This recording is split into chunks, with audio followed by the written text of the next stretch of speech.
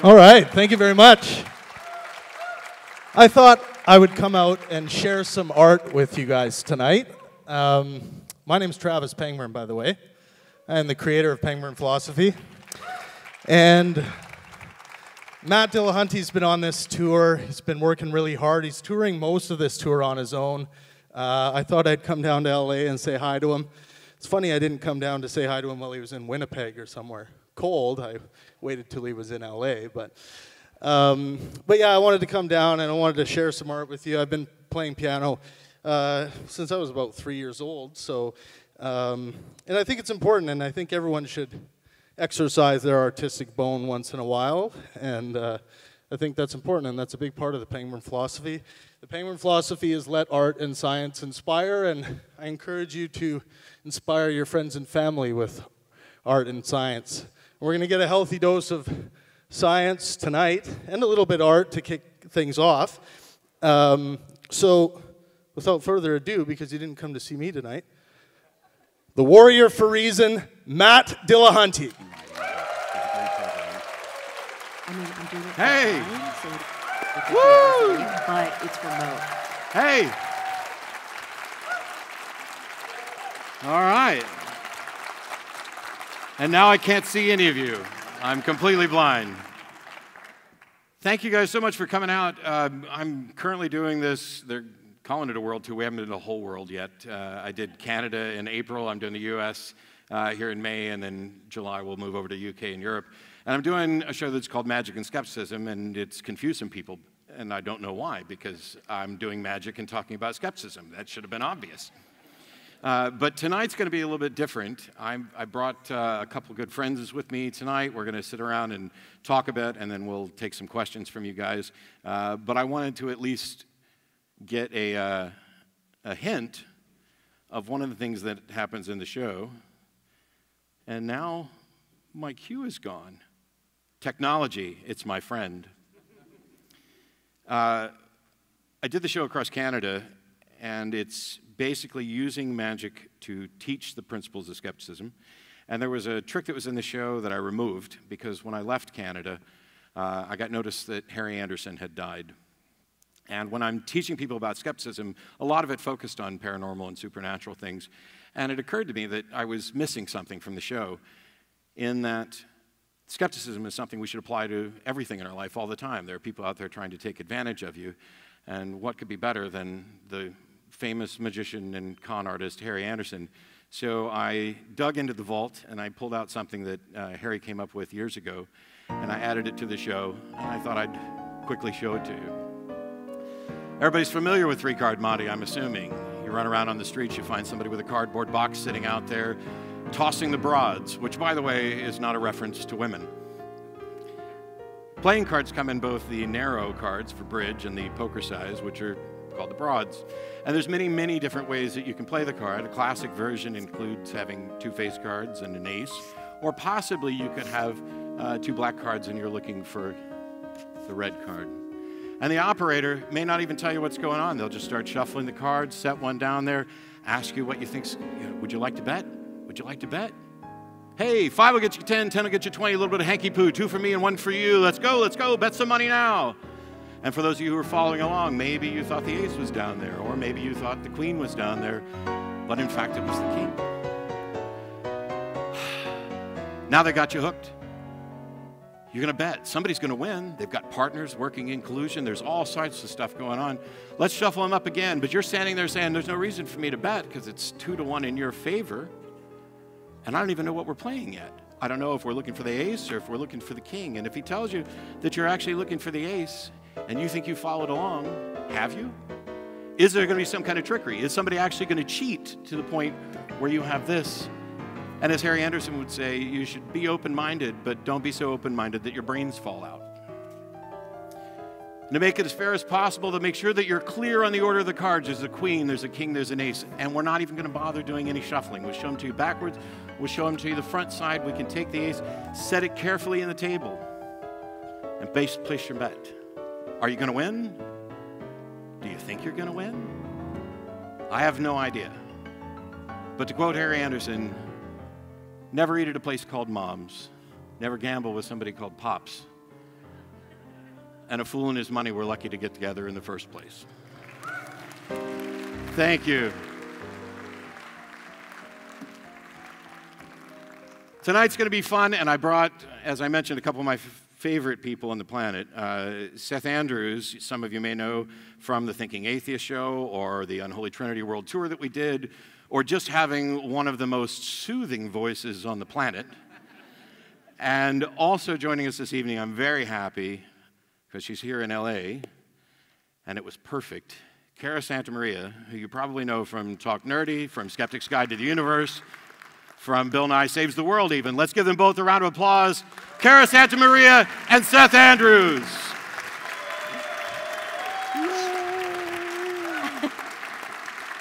Oh, hi there. Howdy. I don't know why they put a table between us. I feel like, oh, is this like a talk show? I get to be like Stephen Colbert. So tell us about your latest project, Cara. That sort of thing. All the canned banter. Who are you again? Blessed be the fruit. Yes. Any of you guys watch that show? What's The Handmaid's Tale? Oh my God, I cannot. My flight gets in tomorrow. I kissed my wife, I scratched the dogs, and we're going to have to watch The Handmaid's Tale. It is outside of Breaking Bad. I'm obsessed with The Handmaid's Tale. So that's how I greet you. Blessed be the fruit. And you say? It just got creepy, dude. It just got creepy. So I'm actually going to do, well, no, I'll save that. I want to save that. Oh, God. The audio thing that we talked about earlier, because Seth recorded an introduction for me for the show, which I love, and I'll play for you later just because I'm amused by it. How you guys doing? Cool. Anything on your mind? Is that just, we're just going to do that tonight, right? We're just going to hang. Why not? I just spent 5 hours in how many lanes of traffic going 2 miles an hour? I told you. And the motorcycles are going, "Phew, phew." Is that still legal? Yeah. Does it freak anybody out besides me? I try that shit in Texas. Yeah. You could run right into a car door. No, In it'd be Texas, like- you have to ride in formation. Yeah. Right? The motorcycle law is that it's like 2, and then 3 makes like a tricycle shape, and then 4. There's like a special formation you have to ride in. In LA, you can go in between lanes legally. That's nuts. Right? In Austin, they just like 200 points, boom, they'd open the car door. Right? So, for me, the Magic of Skepticism tour has been about trying to teach the basics of skepticism. And it's interesting because a lot of the people who show up at the shows know me from the atheist experience. And I've done that for 14 years, and don't worry, I'm not going to quit. But there are some really good people doing it when I'm away. And as I run around, I get to meet people, I get to interact with some of the local groups. And the goal for me has been trying to promote skepticism, to discourage the anti-science stuff. And the most common question that I get at the beginning of the Q&A is, why in the world are we now dealing with flat earthers? Yeah. Why are we dealing with flat earthers, either of you? I still hear the question, are they legit? Like, do they really think the earth is flat? Did you guys see the meme that said, you know, if the earth was really flat, cats would have pushed everything off the edge by now? Do you think they really believe it? A lot of them do. I don't think it's fair to say that all of them do. I'm not even sure if the original architects believe it. Yeah. But it isn't that often the case, right? But a lot of the people who are in the movement, is it a movement? I don't know. They is had it a a conference. church? The church of Ooh. the flat earth. Like what? Because it's not really religiously motivated, is it? Well, I've had 2 different motivations for this presented to me. One of the motivations was that, in fact, if the world is flat, then that flies in the face of everything we know about physics, so it must have been created by a god. Yeah. The other one, which I get more often, seems to be more conspiracy theorist minded, Yeah. that the government is lying to you about everything, and so they're also lying about the moon landing and the shape of the earth, et cetera. And NASA is protecting the Great Ice Wall, right? That's the Yes. narrative. I love the fact that we live in a time where winter is coming can also address the flat earthers with the ice wall at the edge. Is there kind of a hipster mentality too? You know, hey, we don't trust those scientists.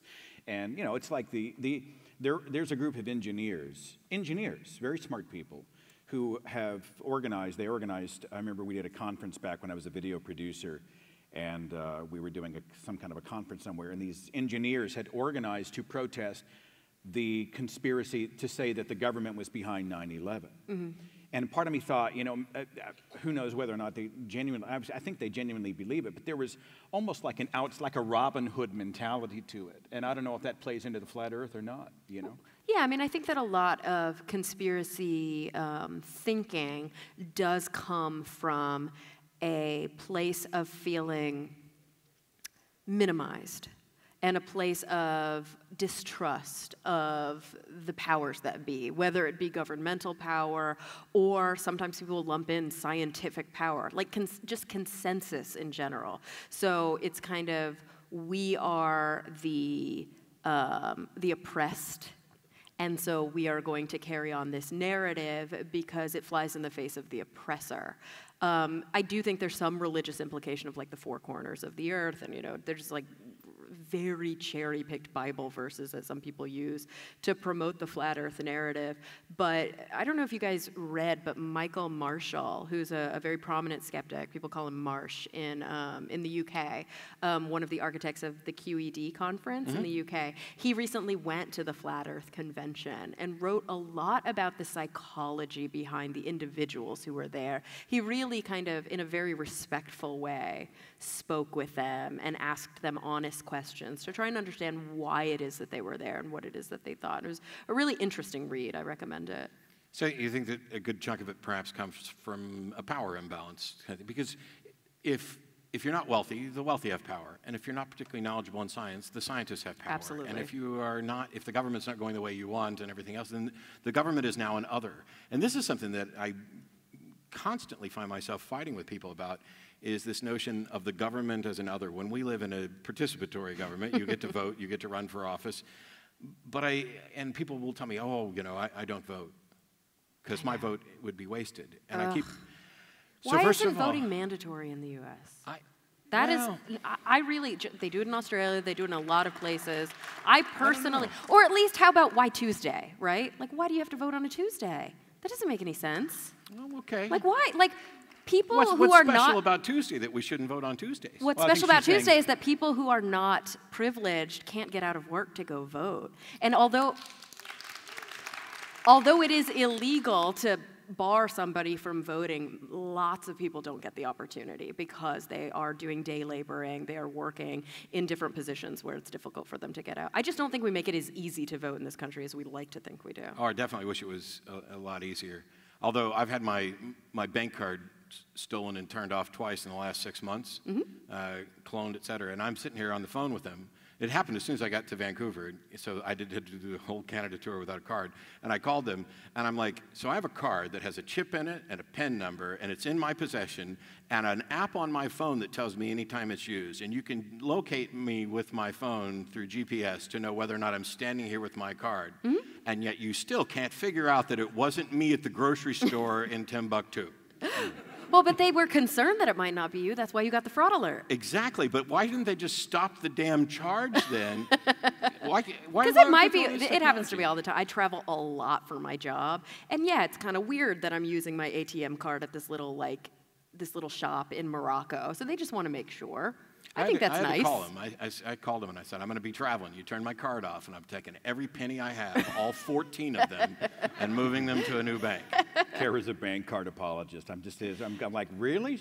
I appreciate the fraud alerts, don't you guys? No, I think they're helpful. Oh, no, I like the fraud alerts. I just wish that if they recognized there was something weird going on, that person didn't get to buy what they wanted to buy. But what happened is they got the product that they bought, and then my card gets turned off for 20 days as I travel across Canada. Yeah, it's not a perfect system. It's just, I'll give you that. It's more Matt whining. First world problems. Yeah. Not exactly sure what that has to do with voting. Yeah.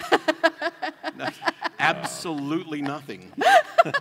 No, it does have something to do with voting in the sense that we're talking about trying to make it easier. Yeah. Do you want everybody? I do. Yeah. Flat earthers? Yes. Yeah. I understand. But do you want everybody? Here's the thing. I want everybody to ensure that their choices and their voices are represented by our democratic process. But I also want to ensure that everybody within this great nation has the opportunity to be educated so that their voices can represent their real interests. I'm on your page. And I think creating a system that's not prohibitive at the front end is huge. It also places an onus upon the people knowing that they have a mandatory, they are responsible by law to vote. Then the onus is upon them to educate themselves about the vote. But we've all seen the people who've gone into the ballot box and been like, oh, I like the sound of their name, you know, and they just sort of go down, or maybe it's a straight party thing. Do you think education would be part of that, or does that have to be a 1-2 punch? We make it available, but we also say we create a mechanism that more easily educates the voter. I don't know. I think that's part of it, but I also think campaign finance reform really, I mean, I know it sounds like it's the panacea, but I think it would solve a lot of problems in this country. It's funny, we're getting so political. I'm very excited by this. Yeah. I think that if we had a window in which candidates could campaign, and if we actually enforced limits on the funding that they're able to use during that campaign window, we would see a much more even playing field, and you wouldn't so much see people voting for people just because of their name recognition. We would actually maybe hear about the issues because they would be going to debates just like everyone else. I'll tell you why I'm not afraid of everybody voting. I mean, you know, in an ideal world, yes, only the people who agree with me would be my preferred vote. But I don't live in the Matt rules everything world, and you guys would be better off if we did, but I promise I can wield power with responsibility. But I'm not afraid of it because I have enough confidence in the foundations of a system, even though we see checks and balances are not necessarily being used in the way that I'd prefer they would. When we talk about democracy or a representative republic that's based on democracy, there's that old story that, you know, 2 wolves and a sheep are arguing about what's for dinner. And democracy is what makes sure they all get a vote. And the Constitution is what makes sure the sheep is not dinner. And so I'm fine with if we got everybody to vote, step 1. And then we started doing a better job of making sure that we were educating people, making sure that people weren't abusing the system through campaign finance reform, et cetera. I'm far less worried about what people do, because even if if we got 90%, they could actually pass constitutional amendments. But I don't think we're at a point. Maybe I have too much confidence in people. You would think that wouldn't be the case considering what I do most of the time. If you're elected to a position of high power, she can be the check, I'll be the balance, right? We'll just make it a 3 thing, right? We'll just follow you around, make sure. You guys going to vote for us when we take over the world? Just the 3 of us? So getting off the voting thing for a second, there is part of this where we're talking about educating people on political issues, but I think one of the things that all 3 of us care about really passionately is making sure we're educating people on science-based issues, and Cara being the foremost expert in that. Let me ask you, I'm an idiot. Would you start with that? That's not a question. So it's the groundwork for a question. Okay. Oh, I wish we were recording, because that would be my ringtone tonight. I live in a world where there's internet access all over the place on my phone, and I can look up the answer to any question. And it seems that there's just everything everybody could want to know is out there on the internet. How do we know which of it's wrong? It's an important question, and I think it's important that we point out that this is not new. Like, yes, the internet is new, and yes, access to more information than we ever had in the past is new, but fake news, which I even hate using that term because it's so like co-opted and misused by... It just makes me feel dirty when I say it. Well, did you guys see that crazy tweet where Trump basically just admitted that fake news is anything that disagrees with him? He like said it in the tweet. So that's not actually the definition of fake news. But actual fake news or echo chamber kind of propaganda is there, but it's always been there. So I want to kind of say that first.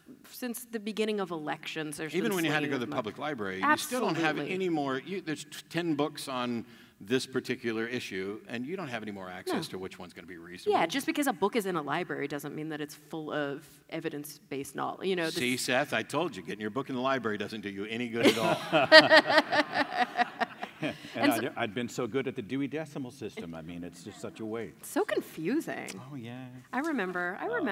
I may be the youngest one up here. I could be wrong. Oh, I don't know. You're the youngest one up here. But I still had to use the Dewey Decimal System. I remember the card catalog. having to go in. It's Anybody here complicated. remember a microfiche? Yeah. Oh, yeah. And those old school overhead projectors about the size of a Buick, they'd roll them in. Yeah. I'm working on my PhD right now, and there are still times when I have to go through interlibrary loan to get microfiche versions of certain articles, and it's super weird. I think we'll to read retitle this First World Problems. So like 20 years ago, they were telling us there would be the paperless office, and and I've got more paper on my life. Forgive me, Cara, I walked all over you. No. Go ahead. I actually just moved over to an iPad Pro, and I love it. I don't use paper anymore at all. It's amazing. Oh, we know where the endorsement check's going.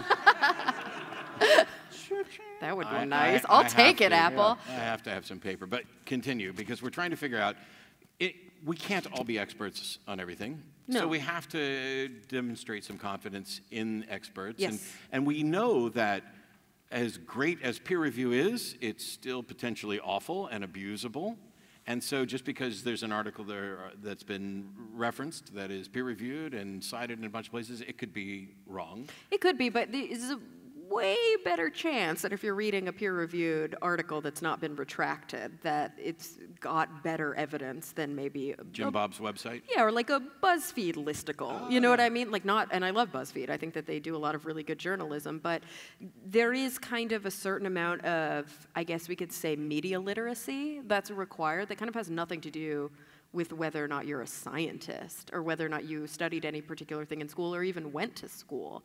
I do think that media literacy is an important kind of new skill that we need to develop culturally. I remember when The Onion first started.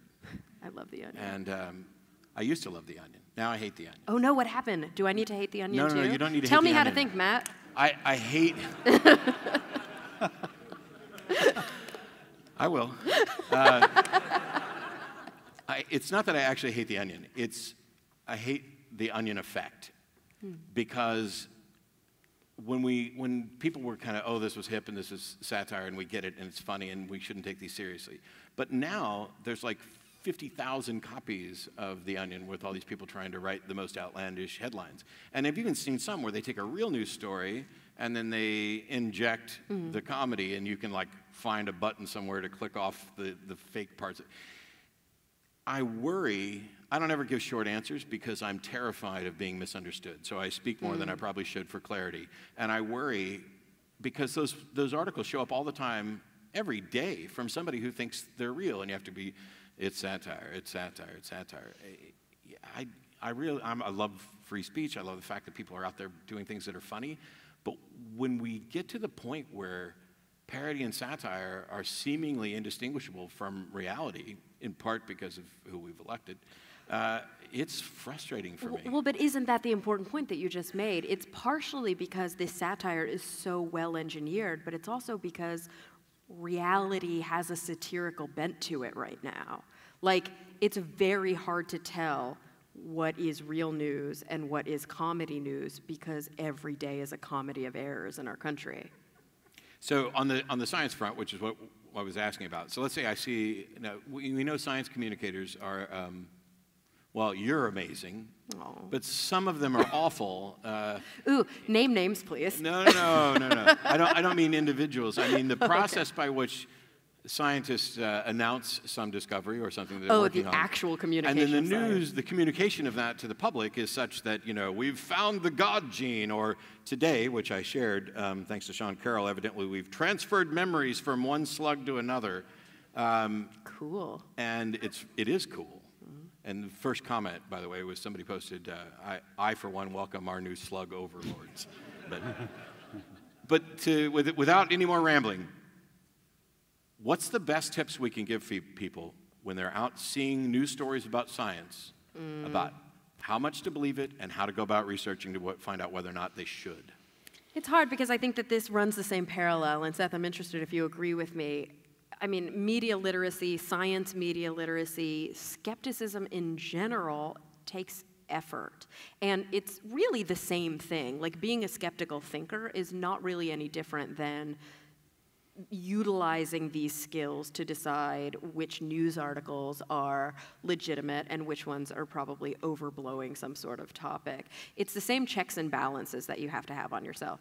Does it first gut check right? Like, does it feel too good to be true, or is there something about it that seems too good to be true? But that's not enough. Face validity, as they would call it in statistics or psychometrics, that's not enough. And then, is it a reputable source? How do you know? What is the track record of that source? Sometimes we get down to the level, and I don't think anybody's expected to do this on a regular basis, but somebody like myself who communicates science for a living, I get down to the level of, is that reporter reputable? Is that, that person who is writing about it reputable? What did the press release say? Is this just a repackage of the press release? Does it feel like it has language in it that sounds advertorial? That's very common. Are they trying to sell you something? Usually that makes it, or are they trying to sell their book? That might make it a little bit, not necessarily untrue, but it might raise these red flags. And unfortunately, there's no formula and there's no checklist. I wish there were, but because there's not, you really have to take all these different things into consideration when you're trying to answer those kinds of questions. And honestly, that's why, like, the podcast that I have worked on now for the last couple of years, The Skeptic's Guide to the Universe, that's why it exists, is to help answer those kinds of questions week after week, almost in an exhausting way, because you can't expect everybody to have those skills and to be correct all the time. I mean, I make mistakes constantly. I'm constantly duped by well-written write-arounds that are well-intentioned, or maybe they're not well-intentioned. It's very, very difficult sometimes to separate the meat from the garbage. That's not an analogy. The difficulty for... there's meat and there's garbage. I think there's a culture of people that is... The internet and the plethora of both good and bad information has made them better skeptics, because being aware of the fact that there's a load of misinformation has them more on alert, doing the types of things you're talking about. But you and I have a mutual friend. I won't name him because I don't know if he hasn't volunteered himself for this experiment. But he wrote an article, blog, whatever. And the opening lines of the article said, and the headline was insane. It was just some crazy over-the-top lie. And he started the article by saying, everything that you're going to read in this article under the headline is a complete lie. This is bogus. I'm making this up. I'm totally full of shit. You don't believe a word I say. I mean, he literally spent all of this time, and he just threw it out there as an experiment. Mm-hmm. And what happened was, a huge number of people saw the headline. It spoke to the confirmation bias thing, and they went into outrage mode, and they shared it and tweeted it and showed all that. They didn't bother to read. And then the people who went in and read the fact that it was not true were mad at the author for duping them. Mm-hmm.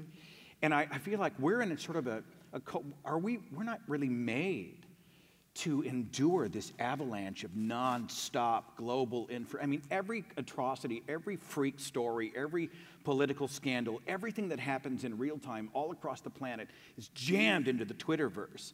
And I feel like I'm not wired for this. I'm overwhelmed by it. And many people, I think, become headline-only people.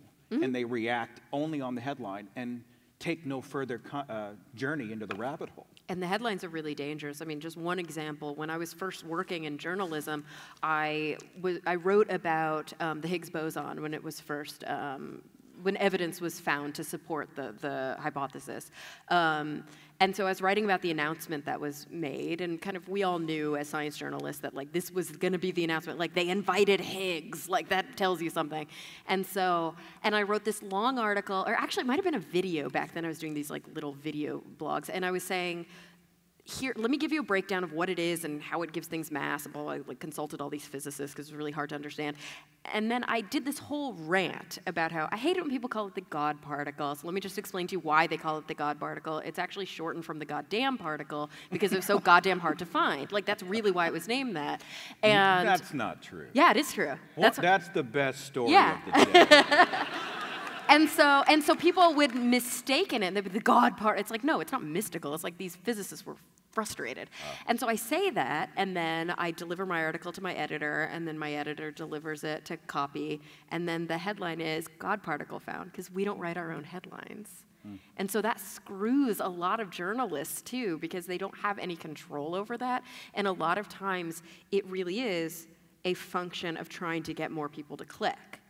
Let's make a clickbait headline. Hopefully the article is well written and people will read past it. But as we know from multiple media literacy studies, even with kind of school-aged kids who are trained in media literacy, most of them don't read past the headline. If they do read past the headline, they don't click through any of the internal links for other sources, and a very small percentage of people actually look for corroborating evidence to decide whether or not. Because who's got time? Exactly, because who's got time. And is it clickbait, or is it that they're trying to simplify it for an 8th grade level of education? No, it's clickbait. It's both. I mean, I think a big thing changed during the Reagan administration and a little bit previous when we started to make the news a money-making endeavor. You know, historically, the 7 o'clock news, the 9 o'clock news, they couldn't advertise against it. So the programs, like the scripted television shows that came on before it, a portion of their budget went to fund the news on those networks.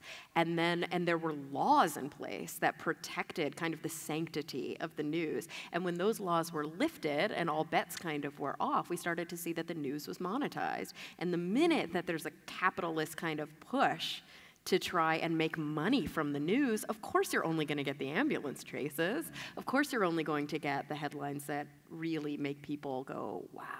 I wonder how much, you know, one of the things that I teach every night when I'm doing this through a couple different things is that skepticism is not cynicism. Yeah. Skepticism is attempting to confirm and then either confirming or failing to confirm. But if you're going into it with this notion of debunking, that is more along the lines of cynicism.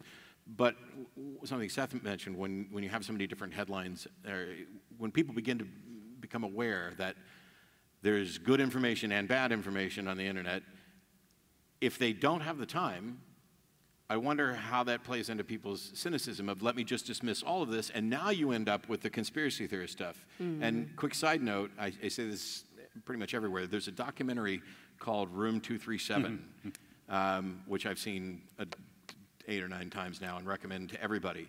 It is about Stanley Kubrick's The Shining. Mm-hmm. And it goes through with almost no narration or commentary and shows the various conspiracy theories that have been built around this movie. If you ever want to get into the mind and see how people develop these things, watch that documentary. It's outstanding for getting a grip on that. But I worry that lots of people I talk to say, oh yeah, I'm a skeptic. Are they? And does, you know, I don't come up with a litmus test and I'm like, oh, you skepticism, you know, you have to do X, Y, and Z, or you have to believe A, B, and C. But I run into people who think that they are skeptical when everything about how they go about reasoning kind of shows that they're not, that they are in fact more cynical, so they're thinking that. Or they're conspiratorial. Yeah. Because a lot of conspiracy, you know, believers call themselves skeptics. Yes, because they're better skeptics, right? Yeah, They're exactly. more skeptical than the skeptics. Oh, yes. They're skeptical of their skepticism and skeptical of that. And then there's other people who just scoff at skepticism. I did an event in Toronto with Jordan Peterson, and the one mild regret that I have, I called him on a number of things, but he kind of mocked skepticism under his breath.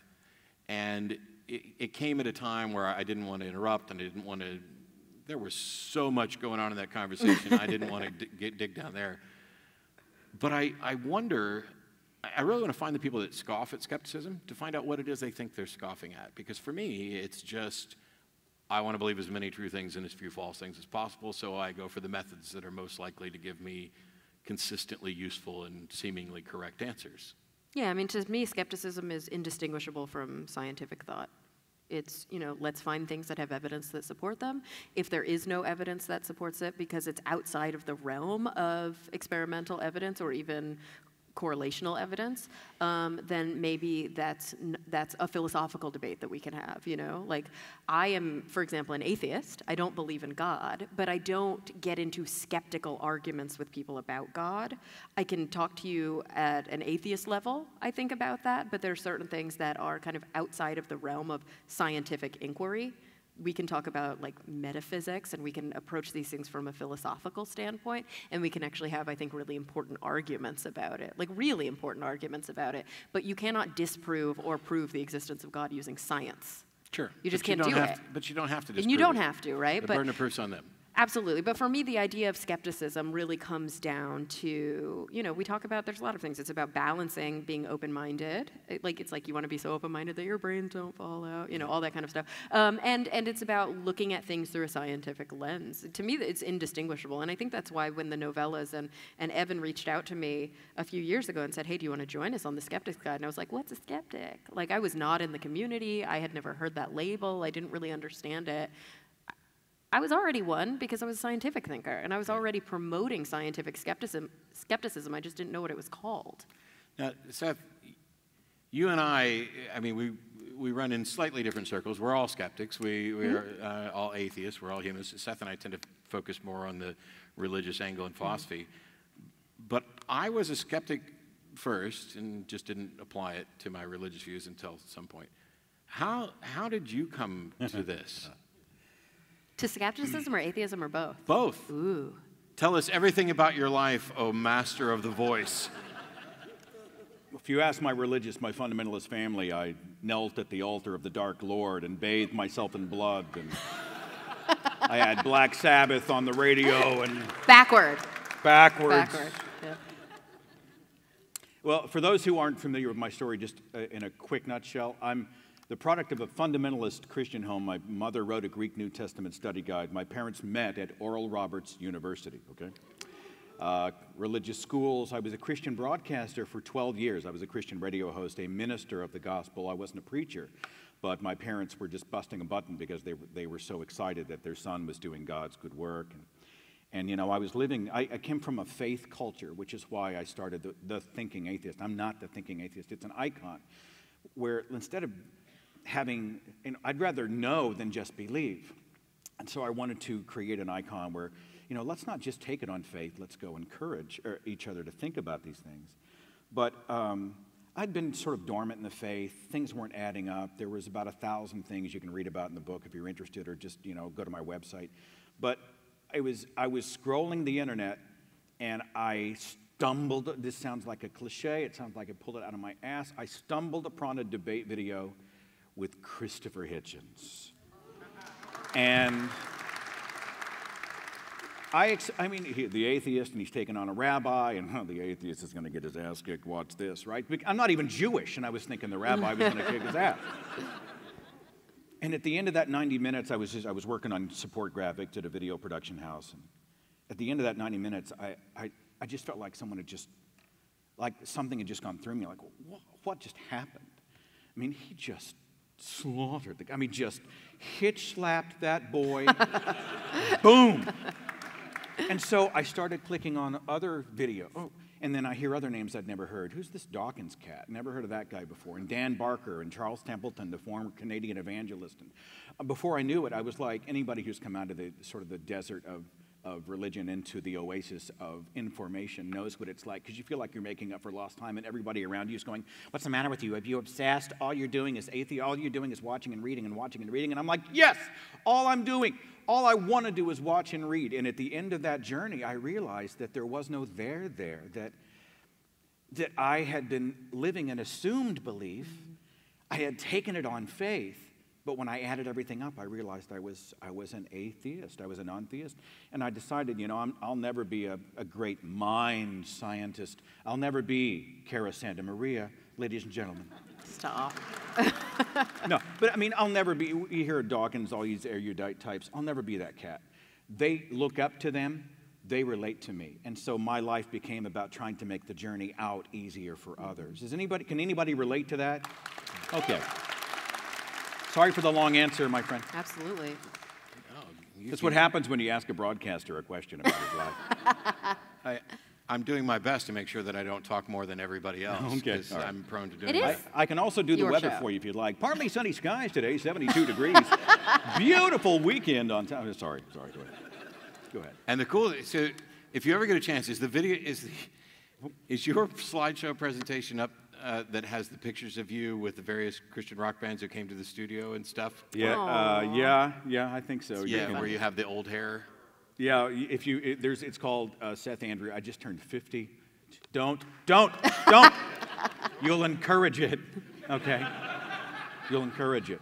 But But yeah, if you look up Seth Andrews Turns 50 on YouTube, I have pictures of me in Christian school in a clip-on necktie with American flags on it from Christian school. I have a mullet in my Christian radio days in the studio. You can see all those humiliating 80s photographs online. So how old were you when you came out as an atheist? 38. 38. What about you? About 30, 31. Wow. Something like that. Yeah, Very we're different. slow. Very different. Yeah. We're slow. And I beat myself. Do you ever beat yourself like, God, why was I so thick? Because then you meet people who are like, well, hell, I knew this was bullshit when I was 7. Yeah. They're all clapping right now. I came out when I was 15. Yeah. 15 was... My wife was about that. Yeah. But the thing is, and gosh, I wish she was here. One of these days I'm going to come back with Beth because I love when she tells her story. So she was about 14, and she was interested in genetics, and so she would do like Punnett scores for fun. She now has a master's in microbiology, but she was reading the story of Jacob and Laban and the sheep, and you could keep these. And so it was talking about breeding them, staring at spotted sticks and beating them with the... And she's like, that's not how genes are manipulated. with sticks. So she, but she kept it hidden. And all the way through grad school, even, she was still teaching Vacation Bible School because she didn't want to come out to her family. And as it turned out, it's probably a good thing since a good chunk of the family ostracized her for about 4 years or so. And that's... You know, the Magic and Skepticism tour thing, and, you know, occasionally, I mean, I think even the conversation I had with Douglas Murray was billed as Magic and Skepticism, but that's not what it was. But since we're all up here tonight, one of the big reasons I do this is to make sure that the local communities in the various areas, people find out about them. So during the Q&A tonight, which is not too far away, if you are a member of a local organization and you want to get up on the mic to just tell people who you are and what you're about, feel free to do that as well, because directing people to the various communities is one of the primary goals for me doing this. Oh, that's great. That's so different than what I'm used to during Q&As at the ends of talks when I say, if anybody has a question, which ends in a question mark. Yes. And does not then you can ask your question during the Q&A. Yeah, you don't get to do like a 4-hour advertisement for your organization, but if you want to direct people to it, that's good. You know, I wanted to say, honestly, to go back to faith and science and skepticism. When I was a believer, I was taught to distrust you. Oh, yeah. The scientists, when you're in fundamentalism, at least in my case, scientists were all this like star chamber of, you know, they all agree, right? There's your first problem. But they're all on this quest, this anti-God quest, to try to kill the sacred and try to explain the stuff that we consider to be transcendent, to rob us of the human experience. And so I would have looked at you and thought, this poor, you know, this poor woman who she's now worshiping at the Church of Science. And now, you know, to be able to see science for what it is, as just a layperson. And we talked earlier, we were having a conversation about how can we, as just people who don't have PhDs, participate in sort of the making every day a discovery, being part of this scientific answer to those questions. And I think that's one of the biggest challenges we have, because people get intimidated by science and scientists, right? Absolutely. I mean, what do you, if someone's like, well, I'm not a scientist, so I can't really say. Yeah, but that's not really how we should approach those things, no, right? and that's the problem. Actually, that's a cop-out that politicians use all the time. They're like, I'm not a scientist, so when it comes to this climate change thing, but then they're really intent on their economic policy, and it's like, you're not an economist either. You know, it's like they've got opinions about other things. And I don't think there's anything wrong with that. And I promote that, obviously. That's like part of what I do, is to try and promote scientific skepticism among everybody. And I think that scientists aren't taught to speak like in a language that most people get, right? I mean, you're all about detail, and about nuance, and yeah, but every job is like that, and I really encourage people to remember that. Like, I do not understand a thing that my plumber tells me when he comes over to, you know, like I just did a massive house renovation, and I like needed a dictionary to understand all the terms that were used. That's any field you work in, you're going to have a lexicon. You're going to have a shorthand that helps you communicate with one another. The more specialized you get, the more you're going to start to talk about things that feel esoteric to the rest of the world. I don't think that's it's just a science thing. And it's also, it's definitely not just in science, because when you dig in on philosophy, as a matter of fact, Scott was mentioning this earlier, that he's basically challenging something William Lane Craig says, but if he doesn't get the verbiage exactly the way this individual wants it, now you've got to go back and retrace your steps. And it's one of the things I constantly point out. I'm not an expert in anything, and when people say, "Oh, Matt's just a dilettante," yeah, and when people like the Jordan Peterson fans were like, "Oh, you're just too stupid to understand what Jordan's saying," and I was like, that one I don't buy, but it's really nice of you to say so. But the thing is, if there's anything I've gotten good at over the years of doing the show, it's taking complex topics that I understand and making it so that anybody can understand.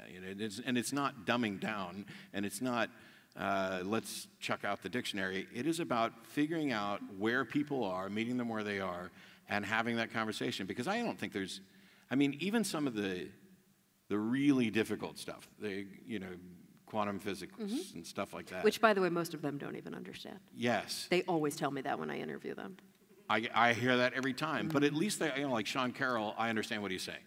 He's a really good science communicator. Exactly. There are other people, I don't have a clue. Yeah, and so I also teach science communication. We do this really great event. It's actually here in LA, if anybody's ever interested, called SciComm Camp. It's once a year, and it's this grown-up sleepaway camp where we go stargazing and make s'mores, but we also learn about... Is there a prom?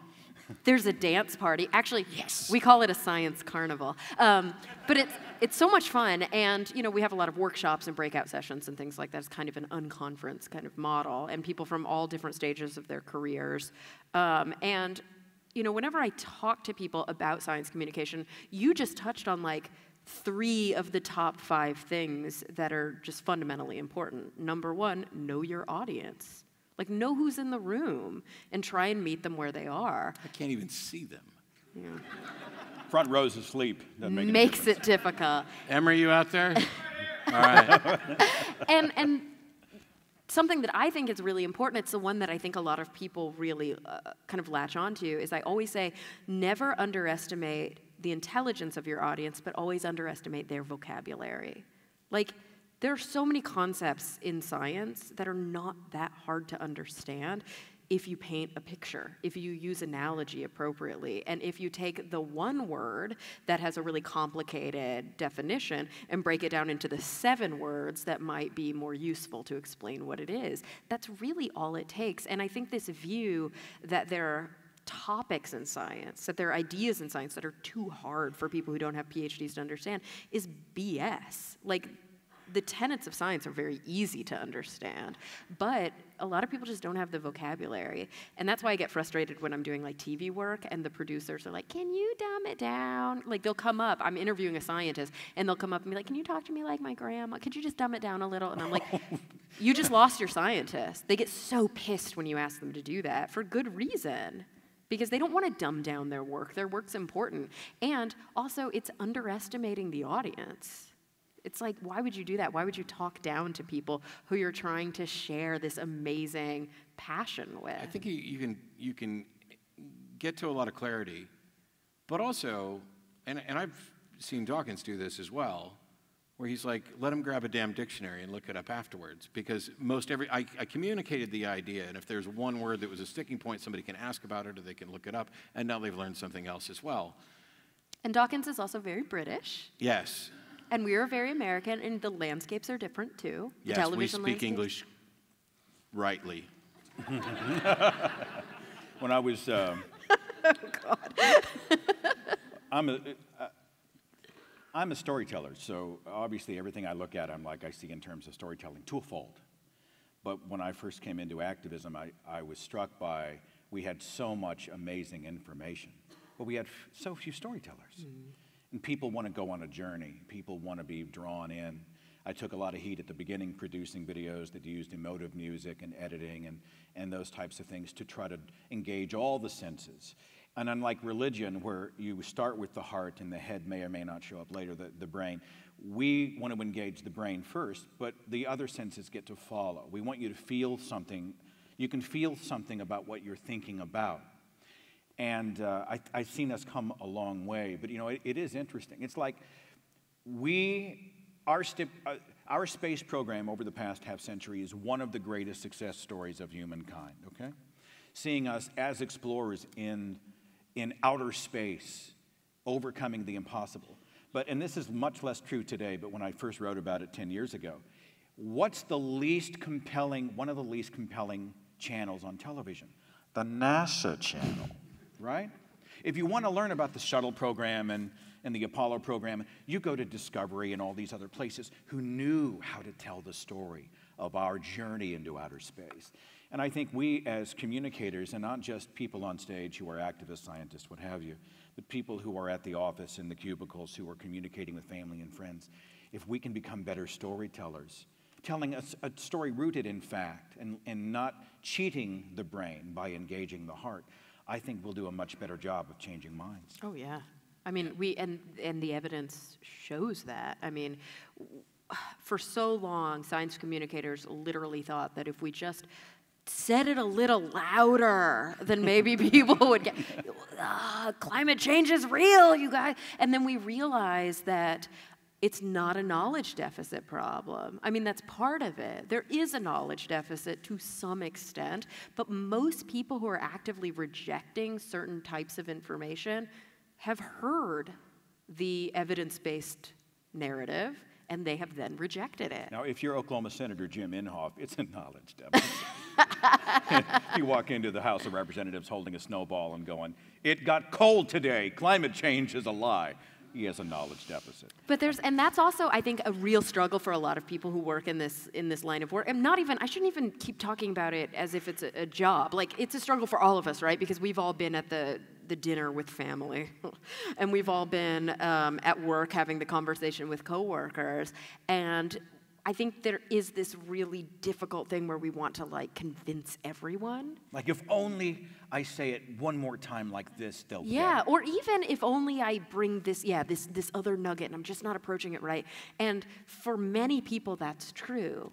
It's like the swing voters, right? The undecided. It's like, for many people, it's true. It's about adjusting the narrative, changing the story, having the beautiful anecdote, using the analogy. But there are some people who you're probably not going to change their mind. And I think that obsessing over that small but loud minority can actually be quite detrimental to having a more effective message. Forgive me, Matt. Dale McGowan set up, and I use this in the criteria for whether or not I will engage someone privately, not if other people are watching or listening, which is a different animal that Matt can speak to better than me, but if someone has a much greater desire to believe than they have to know, then, and I know that I can't break through that, then I know just how much time I need to spend or not spend on that person.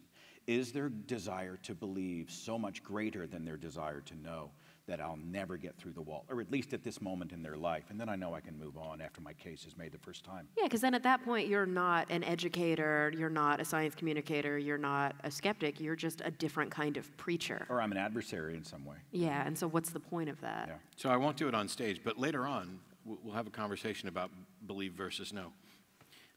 Is this just like teasing everybody it's in the audience? It's a serendipitous thing. We just skipped We'll right talk into about it. that backstage. You guys won't be. There are some of them who've already heard it, but there's two things I wanted to touch on. Both this idea of emotion. As I teach people about argumentation and making sure that they're at least aware of the structure of a syllogism and what is and isn't a fallacy, I also keep pointing out lessons that I've learned, in particular one lesson from my wife, which is you don't have to and probably shouldn't name the fallacy. Like, that's an argument from ignorance, because if they don't know what that means, you just called them stupid.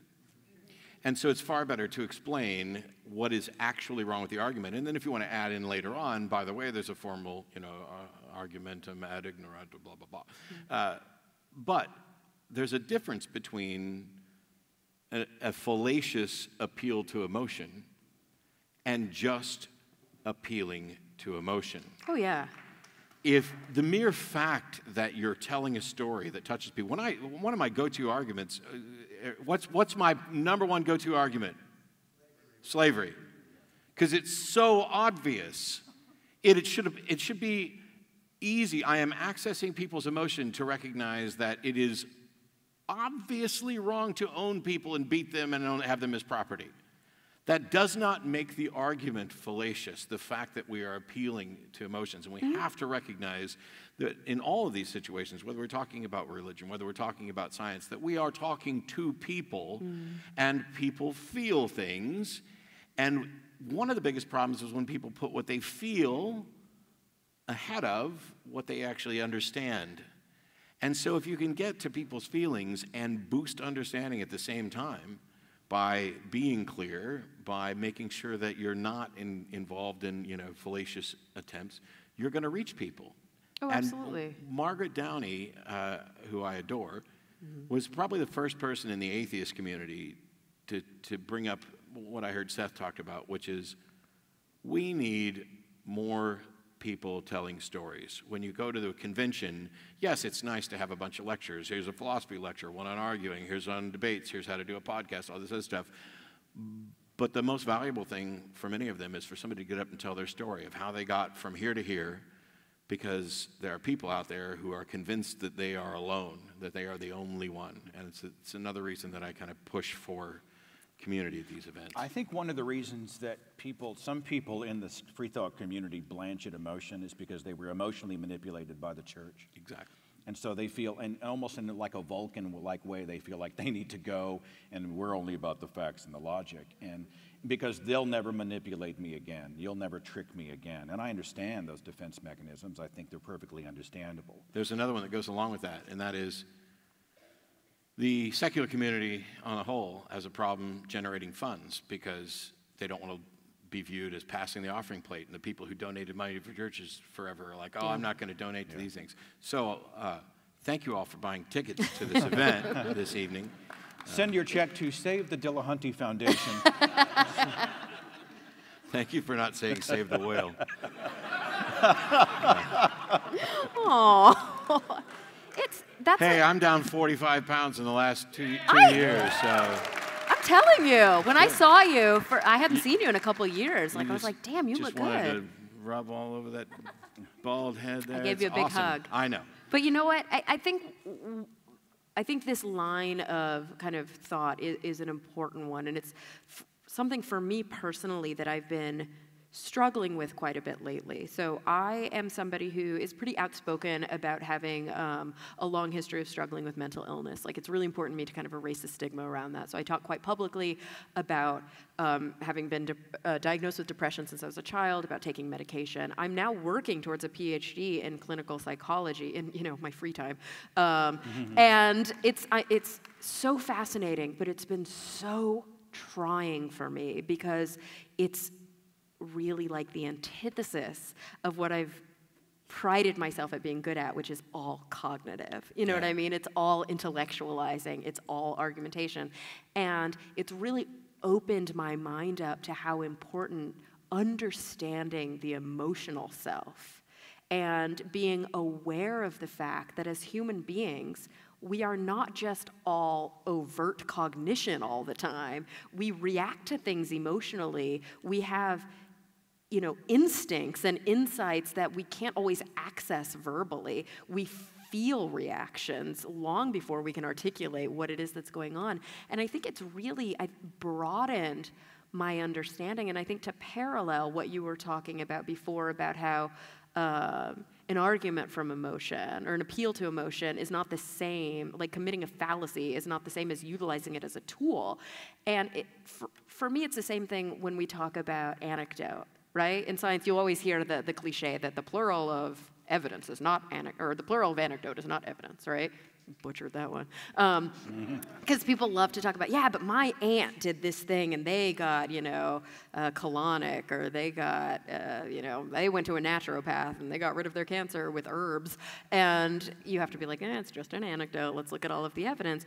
But the truth of the matter is, as a science communicator, I use anecdote all the time to try to tell compelling stories about science. But I'm using anecdote to tell stories that are then based in evidence. And that's the important thing. I'm not trying to talk about the exception to the rule. It makes me wonder, and you mentioned this, and we talked about it earlier, but I'll kind of replay it in a slightly different fashion. If I hear somebody give an anecdote about something that worked for them, I have to consider it in the face of what I already understand. My brain goes through a heuristic. What do I know about this person? What do I know about this? And all this other thing. But by and large, if we have a sort of try-it mentality, we go by what we feel. So if I'm going to my naturopath or whatever, and they're filling me full of, I don't know, water quite often. Yeah. But I don't feel bad, or I convince myself that I'm feeling better, then the thing becomes less about this is making me healthy than this is not making me feel bad, so why not keep doing it? Oh, yeah, and that's so now common. now there's sort of an onus to demonstrate that you may in fact be doing harm. And in some cases we can do that, and in some cases we can't. But I always tend to address it, and this will go down the belief path, because we act in accordance with our beliefs. You can become convinced for good reasons or bad reasons, and being wrong feels exactly like being right until you find out you're wrong. And that's And always then it fun. sucks. Yeah, because it's not being wrong we're afraid of. It's being exposed as having been wrong. And if we can just encourage people to say, I don't know more, and to be more skeptical, to think more critically, but to recognize that just because you don't see the harm in something doesn't mean there's not harm there. And just because you feel a certain way about something doesn't mean that that's what's actually happening. That you feel, oh, I feel healthier, I feel more alive. You could be dying and just be, have, an endorphin high or... It's like when the people throw their crutches high. at the faith healer and say, I'm healed, and then they go home and die. Yeah, they're on an adrenaline high. I mean, it happens all the time, And it's so important. Like a good example would be I recently had a friend who had a sty in their eye, and they told me that when they were growing up, that the treatment was to put like a gold ring on their eye. Like their parents told them, like if you put a gold ring on your eye, and then somebody else was like, no, you should put a tea bag on your eye. And I was like, really, there's like no good medicine. Just keep it clean. Sometimes a hot compress can help, but other than that, and they were like, no, but it worked. Like 4 days later, it was gone. And I was like, yeah, because that's how long it takes a sty to go away. And that's the frustrating thing, is that there are things that seem to work. Yeah. Because this is very, very common with pseudoscience and pseudomedicine, right? Is because like that's just how long it takes for your body to heal. I took an aspirin, I said a prayer, my headache went away. Totally. And so, on the surface, that doesn't seem dangerous. But then what about the person who actually has conjunctivitis or some sort of infection, and they put the gold ring on their eye, they put the tea on their eye, and then it gets worse, and it gets worse. And eventually, by the time they realize they need to get the antibiotic, or they should see an optometrist or something along those lines, they have corneal scarring, or they have something else that can have a long-term detriment. And I mean, these are the stories that we hear all the time. That's why, I keep talking about the Skeptic's Guide. I think it's my it's what makes me legit. .com. Yeah, go ahead. Right? Plug it away. It is why I'm here, right? No, but we just wrote a book, and it's coming out in October, and one of the sections in the book is called Death by Pseudoscience, because we do think it's important to point out that, maybe your friend who goes to the naturopath and gets prescribed turmeric pills, and who takes these turmeric pills is like, whatever, it can't hurt, and it doesn't make me sick. But then, like, some lady got a turmeric infusion from her naturopath, and it killed her. And like these things it's important to see what happens when you actually do take it to the extreme, or when it's preventing people from getting the appropriate treatment that they need. While we're venting about the things that make us crazy. Pseudoscience. One of the things that drives me really crazy, one of the driving things, one of the many things that drive me in my fight against religious belief, fundamentalist religious belief specifically, it's like when we talk about emotion, religion tells us that those feelings are actually part of a spiritual realm, and religion owns those transcendent type feelings, what you feel at the birth of a child, or when you fall in love, or when you experience a sunset, or when any of those things happen in our lives. We hear a beautiful piece of music, and religion says, we own that. You're just borrowing it. They do it when it comes to love, when it comes to morality, especially altruistic morality. They do it when it comes to community. You know, it's amazing. There were people who would see us come together in, if, let's say this was like an atheist gathering, they would call this atheist church, yeah. right? Because any gathering of people celebrating a single thing or being a part of a single thing is automatically some sort of church. They grabbed ownership of something that people do naturally. Like, we are communal creatures. I'm better with you, most of you. I'm better with you, right? I'm relatively estranged from my immediate family. So in many ways, you are the family that I choose. My life is better with you in it. You challenge me. So sweet. You challenge me. No, you challenge me. You encourage me. You remind me I'm not crazy. I'm not alone. It's going to be okay. There are others out there going through the same journey. We are all taking this road. Community is a human experience, and yet religion says, oh yeah, we own that. You just borrow it. That makes me crazy, and it's something we should be vocally rejecting in our own lives, because religion doesn't own love or community or family or compassion or morality or purpose or any of those things. That's not a religious exercise. Those are human exercises. Oh, so, Amen. yeah. And it's so inextricably linked to American culture in the dirtiest kind of way that it's even, I think, infected social science, because you see all of these studies that show that religious people live longer, have healthier lives, are happier. And then you're like, oh, do you not know what a confounding variable is? Like, it's so important to see when you're looking at correlational studies that it's like, yeah, because they hang out with people every Sunday. Like, there's so many things that aren't true to the religion that are just culturally, like, it's totally normal to go to church every Sunday, and that's where you catch up with your friends, and it's totally normal to go to youth group, and that's where, and so to see those kinds of things being built up in secular communities and in non-believers, I think is so important, because we also know that interaction, that human connection, that even just human touch, conversations are so fundamental to mental health, to physical health. Like, we are social beings. There's a psychiatrist and author and activist, Dr. Andy Thompson, who was talking about the power of communal music. So if we all were to come together and sing a song together, a song that was a meaningful song, there is a physiological change that takes place in the human body. And he doesn't do it anymore because it was very difficult for some ex-fundamentalists because they were reliving.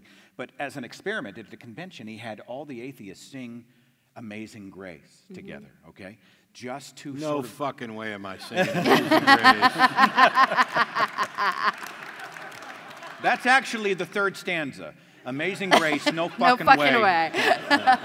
That was my last vestige. It really was. Like, I was a singer all through, school. I was the one who would sing in the front of the church, and, I was, like, in the competitive jazz choir. I even went to college to study vocal jazz performance before I left that and went into science.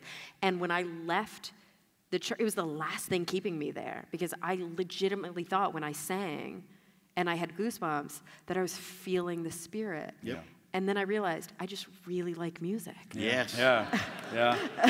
And like my world opened up. Exactly. Yeah. On that note, we'll go ahead and bring the house lights up a little bit, and people can line up at the question. At the Everybody having a good time? questions. Everybody? Yeah. Whoa, there's like people out there. I know. They're still really hard to see, though. I don't know if it's like these spots are the really bad So if Matt ones, was to direct a choir, or if he was directing music when the song was over, would he just look at them all and go, "You're done"? Yep. Would that be how he finishes? So a couple things about questions. They end in a question mark. They don't start with your life story or dissertation. And yes, you can point out what group you're with. But before we actually get to questions, there's one thing I want to do, if my audio thing is still open, because this was fun for me.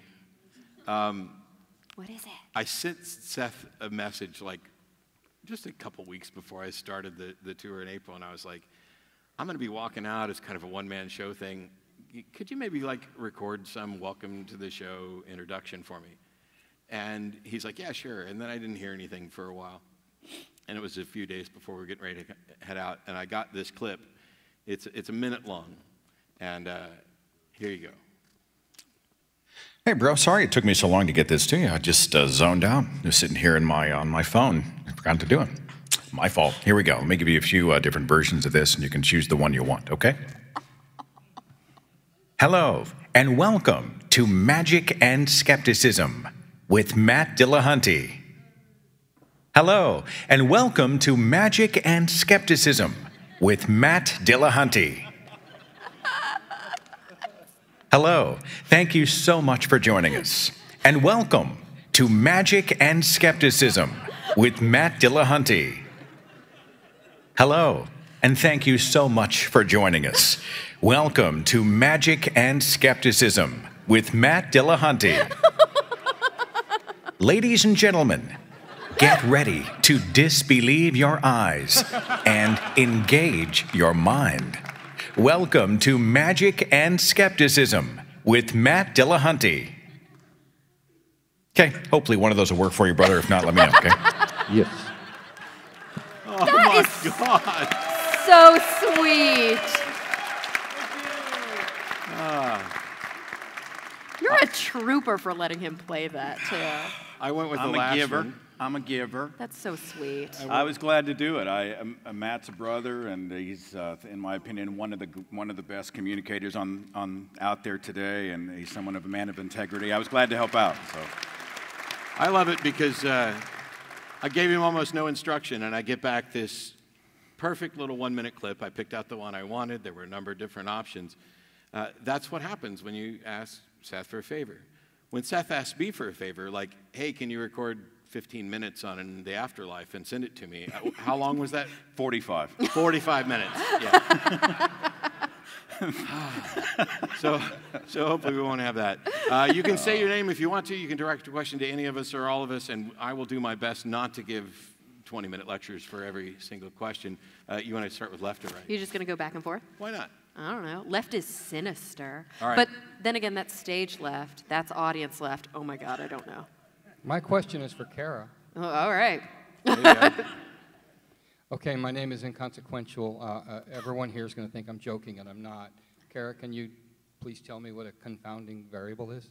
What a what? Confounding variable. Oh, no, sorry. You literally lost me. No, yeah, I think that's actually an Thanks. important question. So experimental science is very different than other types of science, which are still legitimate science. So in science, sometimes what we do is we look at big databases. So we collect data based on things that just happen in life, like cancer rates or educational, graduation rates, things like that.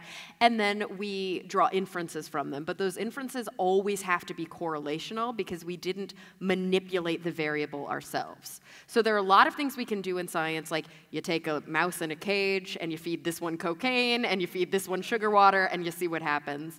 We can't always do that with people because it's like really unethical. Sometimes there are things we can do, but sometimes we can't. Or sometimes it's just not feasible to actually manipulate the variable, so we have to look at the data after the fact and draw inferences.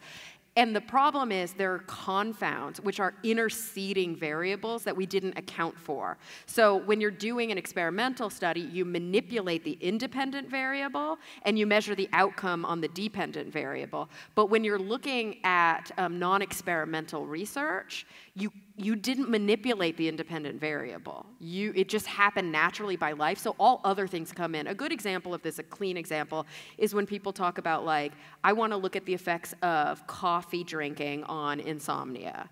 And so instead of feeding some people coffee and feeding some people decaf and then seeing how the insomnia rates change, they just survey people after the fact and they see how many people drank coffee and how many people didn't. And then they say, look, the coffee drinkers by and large had a harder time falling asleep than the non-coffee drinkers, but they never check to see if those people have nighttime jobs, if those people have newborn children, if there's all sorts of what we call confounding variables that could explain some of that variance. So that's why we can only say that those things are correlated, but not that they cause the other thing. You can only say that something causes something else if you manipulate that variable, if you do experimental research. Cool. It was fun. It's like science class 101. Hey, so coming from religion, and I'm still dealing with all the baggage that comes from all of that lifestyle when you're really sucked up into it. And I know, Matt, you spent all that time in the Baptist evangelical community. And then you had expressed you were heavy into it as well, Seth. And so I was just wondering, even though it's been so many years now, do you still deal with some of the baggage and some of the bullshit that comes, like emotional baggage a lot of the time too, from being that heavy into religion? I don't, because I'm Satan incarnate. At least that's what my wife's family thought. It varies for different people. I've actually heard from people who've been atheists for 50 years, gave it up, gave up religion when they were 10, and yet they'll still wake up in the middle of the night with nightmares of hell. It tends to kind of instantiate more in the interpersonal relationships. Like my relationship with my parents will never be what it was, but there's a new normal. Are the lights changing, or am I? Yeah, they I think just they changed a reduced little. them for the Which is stage. good. Yeah. I lost a tooth earlier today, and I was going to see You if I could. did? Yeah. At dinner. Dramatically at dinner. Was it from the lobster? No, it was from having a bad tooth. Oh, okay. But the show must go on, and I'm sure somebody will give me an edible later, and I'll sleep well. Yeah, you don't. It's easy here. But yeah, so it shows up quite often in these where it's not so much you're dealing with your baggage from religion, although that will go for a long time depending on what the baggage is.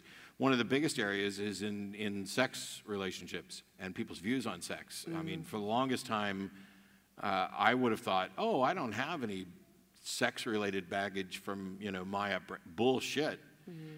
Loads of it, and you have to work through that. The key thing is don't beat yourself up to it. Don't beat yourself up over it. And as a reminder, people are like, they'll ask me, aren't you mad at your parents and the preachers and all these? No. They're victims as well. They were doing the best they could in trying to teach me what they believed and what they thought was valuable and that I should believe. So I'm not mad at them, and I'm not going to go down the pity train of feeling sorry for them, because now we've had ample opportunity for conversation and they don't want it. But I'll point out that takes time. Yeah. Yeah, like, what religion were you raised in? Protestant Christianity. Okay, but it was like a fundamental. It's funny because you were talking about being raised in this fundamentalist faith. We had a sort of a cafeteria plan. Like Dad was ex-Lutheran, went to a Baptist school. Mom was Pentecostal. Oh, okay. So I was raised Mormon, which is, a lot of people talk about that being super fundamentalist. My family's still very Mormon. My siblings, my father. But they were very pro-science, and they have a weird relationship with science, the Mormons. And I was pissed when I left the church. Like, I hated my father, and we didn't speak for 5 years, and I was really, anti, and, I wore an upside-down crucifix for, almost a decade. Like, I was really... And it took me, Santa Maria. Right? And I have the most religious name, too. But it took me a while to soften up and kind of have a more humanistic view. And I see it when my friends leave religion, throughout. There's a period for a lot of people where they get mad. And I think that's normal. And there's a period where they have the baggage. And I do think it gets way easier with time. You might still have these little things that creep up, but... Best things you can do, get involved with other people who have had similar situations, and look out for yourself, because as a friend of mine says, your family, if you act like family, I don't care if you're a blood relative or not, if there's somebody that is family but is a toxic influence in your life, you don't have to put up with that. You don't owe anybody an explanation for who you are or what you believe or how you're living your life. Yeah.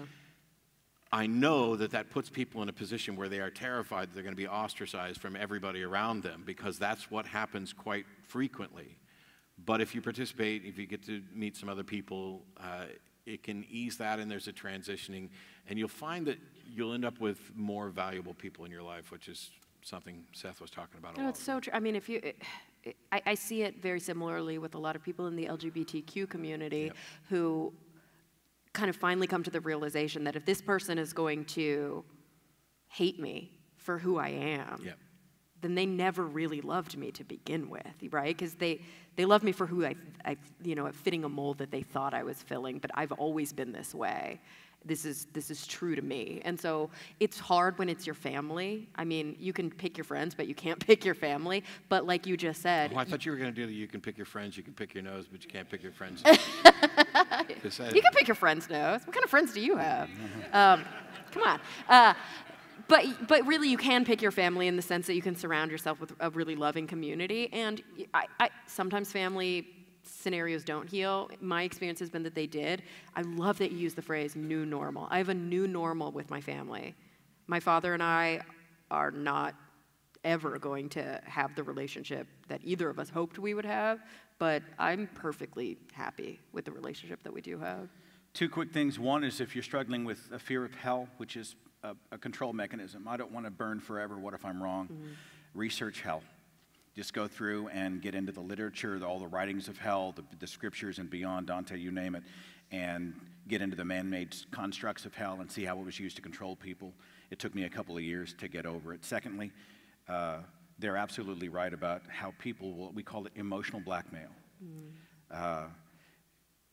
They are blackmailing you to be like them, which is not love. And if they force your hand, it's not about agreement, it's about respect. If they won't respect boundaries, then realize that there are others taking the journey with you. Yeah. Yep. And congratulations. My wife, Cara, and I are also ex-Mormons. 2-year mission in Mexico, baptized 75 people. I was a seminary teacher, the whole works. Have you seen Book of Mormon, the musical? Oh, yeah. I went with an ex-boyfriend at the time, and he was like, "You're laughing at all these things I don't understand." I was like, this was written for me. Yeah, I just saw it for the first time in New York like a week or so ago. I've been listening to the soundtrack nonstop since, and I'm taking Beth to New York to see it. But when you were talking about putting the gold ring on for the sty, all I could think of was the frog. Oh, yeah. The sex frog, You were in it, like you did the mission. Totally in it. Wow. Sealed in the temple, 75 people baptized. I taught seminary. I was the executive secretary in our ward, everything. Whoa, you baptized real people. I only baptized dead people. Yeah, there are 75 fewer Catholics because of me.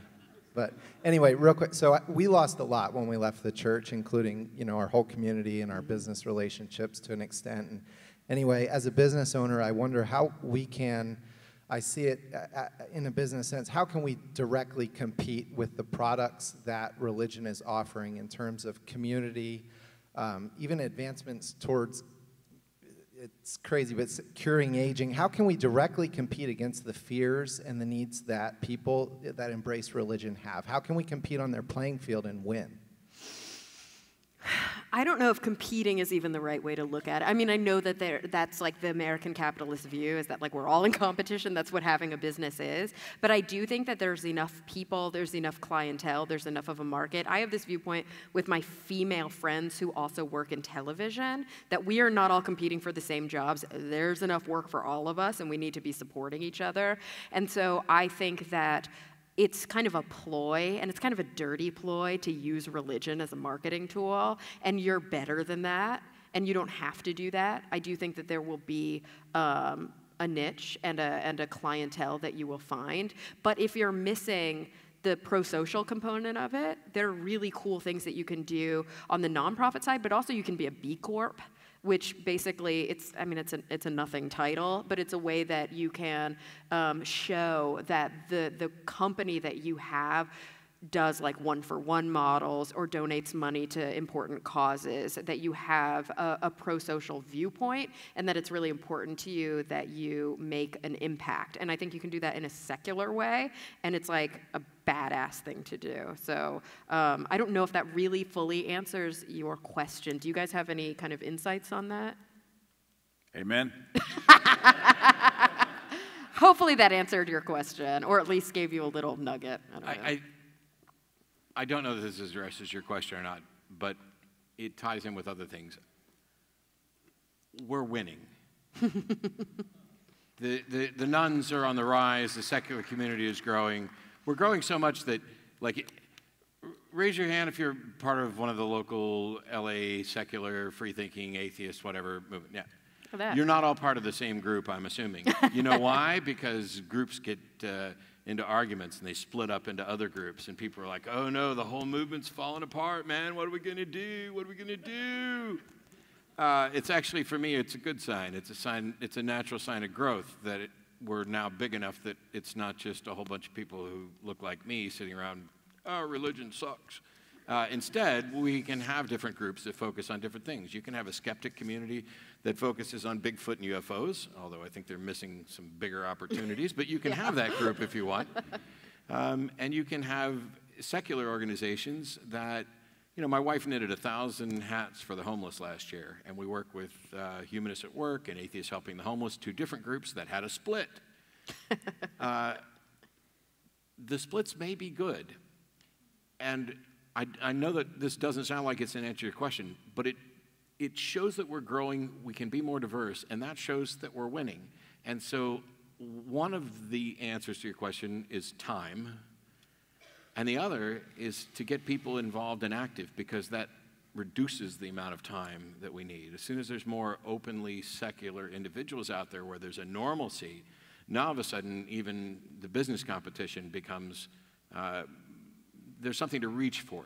As soon as people start actually valuing secularism, as soon as people start valuing companies and organizations that are going to be pro-science, and they're going to call out anti-science, and they're going to put their money towards making sure that we don't elect anti-science individuals, or that we don't elect individuals who are going to give religious organizations even more privilege than they already have, then I think you'll see it kind of balances out, and then it hopefully fades a bit. But we thought that about flat Earth too, and that shit's back. Well, so. and this is the last thing I'll say about this, but I also would be interested to actually look at the data and see how effective it is. I think it depends on the industry, but like, I don't think people are like going in and out because there's a Bible verse on the cup. Like, I think I don't go there because there's. And some people don't go. Like, it's the same thing with Chick-fil-A, right? Like, some people. Yep.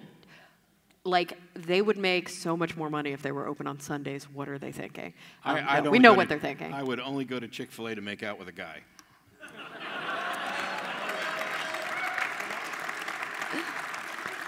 And you're done. So we're from the South, and Chick-fil-A is really hard to give up when you're from the South. I understand voting with your dollar. The frosted lemonade is it's hard. I'll tell you that the WeHo Chick-fil-A is like all rainbow flags. It's kind of amazing. So at least eat at the WeHo Chick-fil-A. It's so good. Okay, never mind. I'm not advocating for that. Question on this area? Thank you. Hi. We actually came. My husband brought me to come see you, Matt, because he loves that you are so kind. That you are an atheist who is kind and understanding to people who don't think how you think, and he's not up here, so I just wanted to say that he just really loves you. And well, he should go on Twitter and tell all the people who hate me how kind I am. I'm sure he will. But Cara, I actually had a question for you because I came to support him, but I found you and you're amazing. I'm a creator and host of the YouTube channel. I was kind enough to bring Cara with me. Yeah, thank you.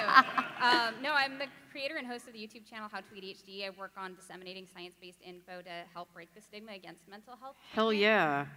And I worry because I love that you said that you get duped sometimes by research and stuff that you read, because that happened to me just a couple of days ago. And I've been doing this for a couple of years. I'm not a scientist, but I've really tried to learn how to read the research and provide good information for people, kind of like a journalist might. And I still miss things, and I worry for the parents who are trying to make sense of this and have no idea how to read this. So we're working on an episode on media literacy. I was just wondering if there's a way to connect with you. Of course, yeah. Let's make sure you don't leave, because once we go, I think there's like a hi guys and hugs. Am I wrong? Is there a hi guys and hugs? Have your people contact her people. I will. I followed you on Twitter. There you go. I was actually just getting ready to send a message to the person backstage, because this is something that we didn't go over. Hey, Masha. I'm assuming that when we're done here, there's like the meet and greet, shake hands, sell stuff, talk to people outside? We're going to kiss babies. So we're done with Q&A, we'll all be out hang, there. Please, and we'll connect. Find a baby, and I'll be back. That's cool. Yeah, that's cool. That's cool.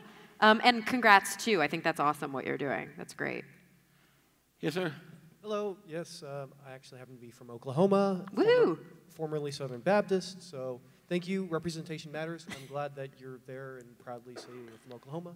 But my question to all of you is, what do you think are the best avenues for reaching people on skepticism and reason?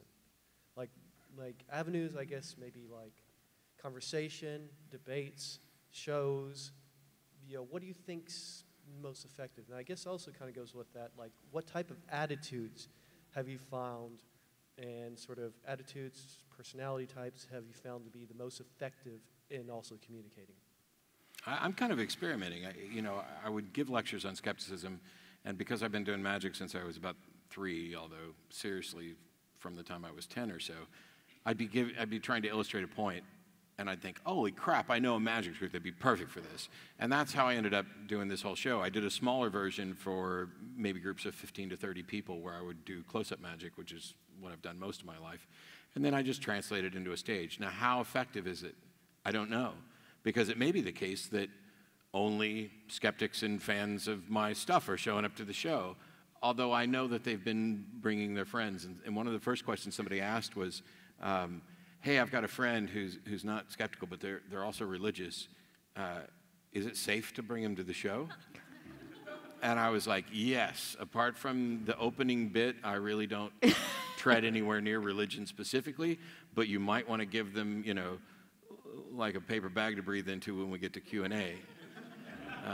No, there's no way you're on stage with Jordan Peterson and you're not making an impact, though. You're not reaching people who are not your target audience.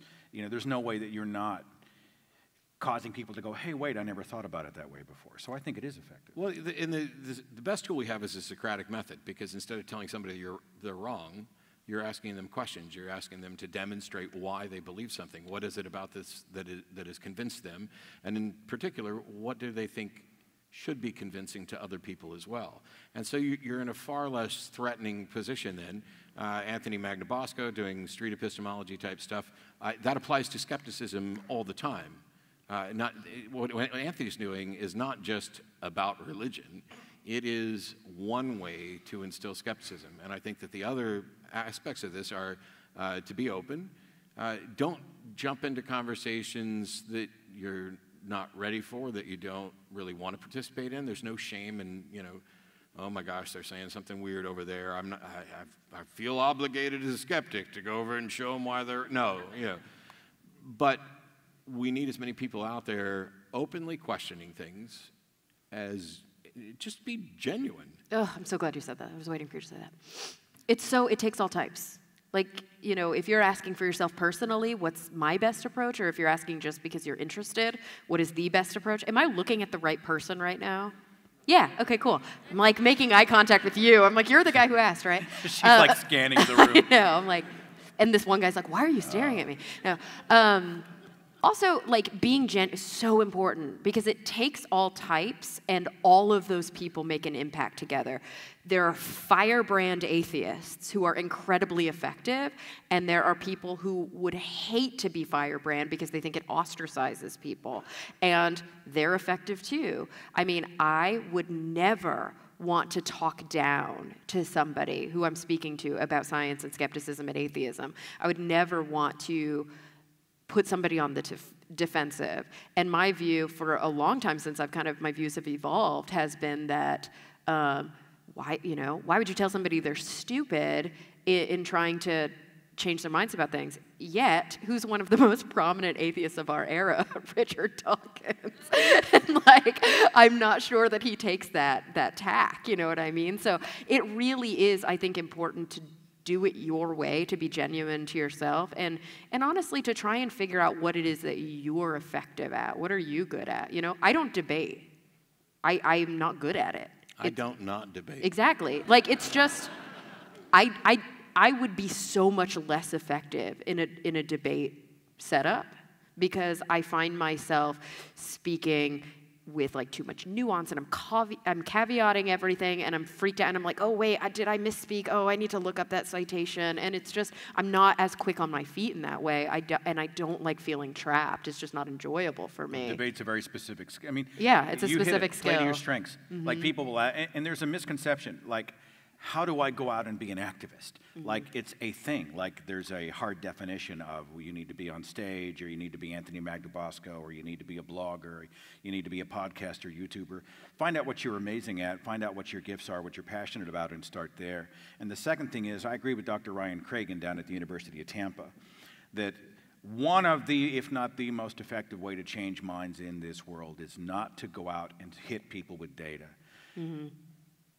Make friends with people. Yeah. Like a lot of the people, I'll go out and play tennis with people who will know me for weeks, and they won't know the specifics about what I do. That Seth guy's a nice fellow. We had a good match. Hey, I'll see you next week. They see me as a flesh and blood, three-dimensional human being just living his life.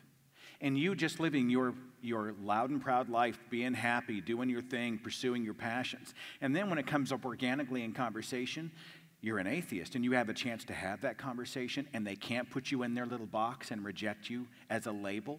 You are being an activist. Yeah. And you are changing the world. Absolutely. Absolutely. We know, I mean, we have very firm evidence that tribalism, this divisive, really difficult struggle that we have as human beings all across the globe, is fed by a lack of representation. It's much easier to be a tribalistic thinker if you don't encounter people that represent what you think of as other. And early on, what ends up happening is that you'll surround yourself with like-minded people, and then you'll meet somebody who is other, and you'll go, oh, they're the exception to the rule. But eventually the scales start to tip when more and more people represent themselves, and they say, oh yeah, I'm an atheist, and I'm just your nice neighbor. Yep. Yeah, and I'm an activist, but I'm also I do volunteer work, and I raise my family, and then they're like, well, gosh, he doesn't seem satanic at all, and then eventually they meet enough people that say they're an atheist that they're like, oh, they're not the exceptions to the rule. I guess atheists aren't evil. I definitely agree with Cara that you shouldn't be condescending, which means talking down to people. Thank you. Did you take a photograph? Can you make me look like Hugh Jackman? Can you do some digital sort of a? By the way, if I don't have anybody shooting. If you guys shoot like photos of usually he just has a guy that follows them around. No. Shoot that stuff and tag it, because I'd kind of like to see. Oh yeah, put it on social for sure. We're all on social, right? Yeah, we're all very loud on social media. Yes, sir. Oh, hi. My name is R.D. Tinkstrom, and you should remember that name from your Q&A with Ali Ward. Ah! And my question was about going into outer space, and you said you don't do anything without a helmet. He asked a question on my AMA episode of my podcast. That's oh, so awesome. Cool. Yeah, I would never go into outer space. Are you going to ask the same question here? So that scary. would be sweet. That would be sweet. You want to ask that first? Yeah. No. No, my question is, I'm an atheist.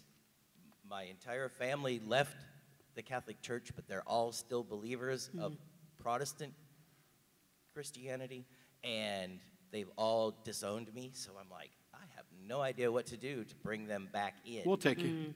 And, well, to actually have them invite me to things, But the other thing I had was, how can we be good social justice warriors if we don't want to accept people's religions like Islam or Judaism or anything like that? Because I don't believe any of them are true.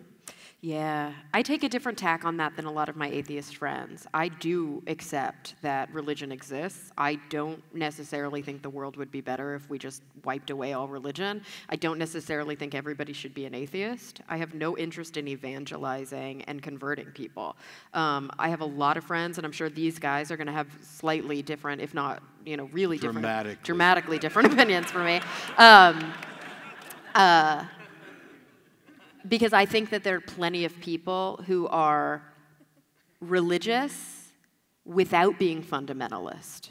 And I think that there are plenty of people who have managed to, there are very effective, very important scientists who have religious beliefs.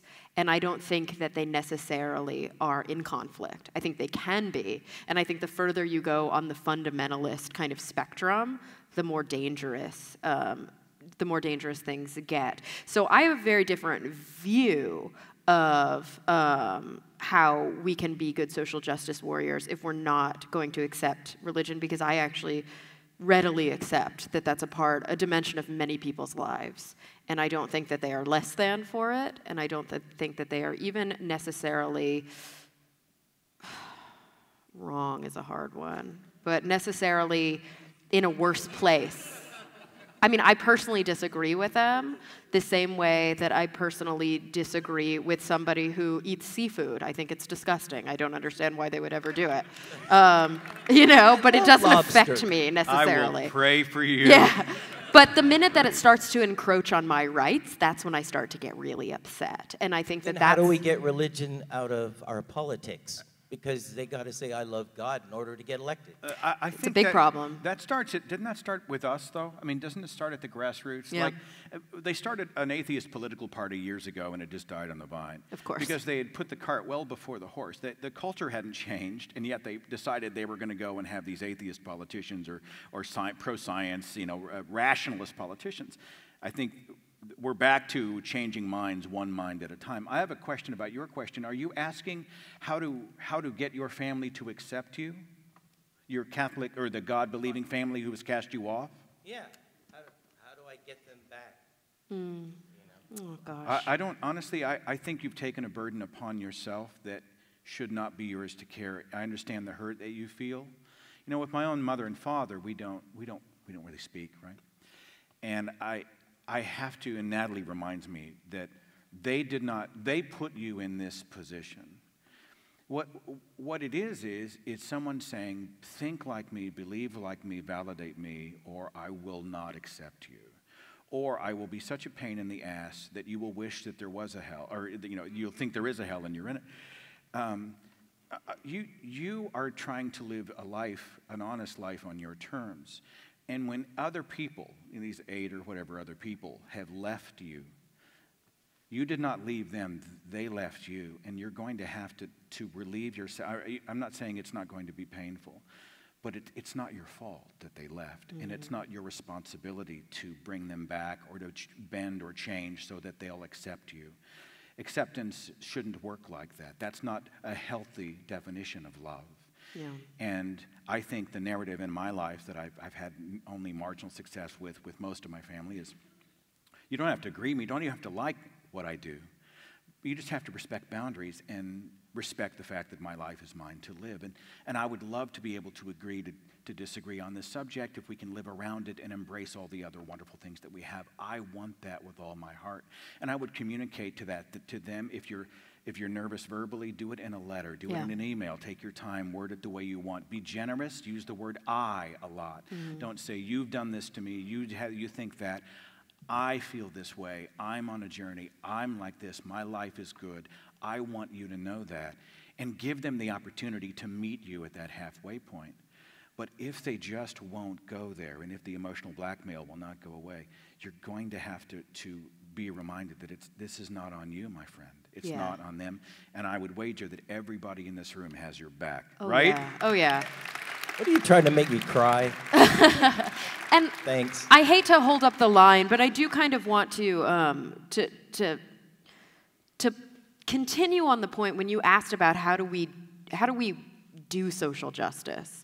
Like how can we be socially responsible individuals? And I'll just speak to the fact that like psychology, which is a field that I'm diving into more and more, and I'm embracing. Sure, play the expert card. Part of it. I'm not an expert. I've got a long academic, science-y career, right? Like I worked as a scientist, but I'm just now really diving into psychology.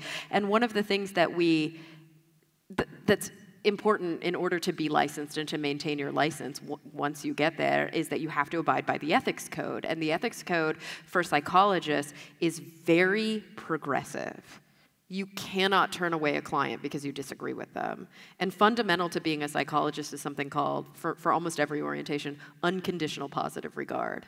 It means that even if you disagree with your client, even if your client has committed a heinous act, even if your client has a belief structure that's fundamentally different from yours, it is an imperative, actually, when you sit with them, that you offer them something called unconditional positive regard, and that you are as empathic to them as you would be to anybody else. And so I know that that's not something that we have to do in our day-to-day with all the people we interact with, but it's something that I strive to do. I mean, it's constantly a learning experience.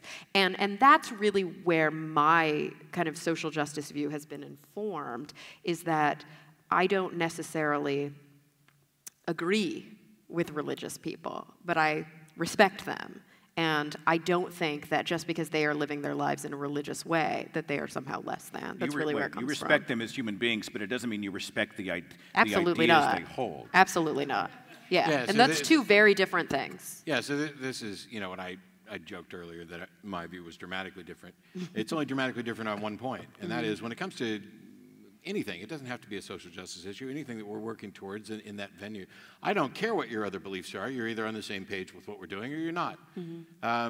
If I'm having a conversation with someone about, you know, how do we work to eliminate the wage gap, you know, or to make it, you know, poverty, or to make it poverty? No, that's not good. To eliminate the problems related to poverty, it doesn't matter to me if they believe in Jesus, Yahweh, Allah, whatever. That doesn't matter.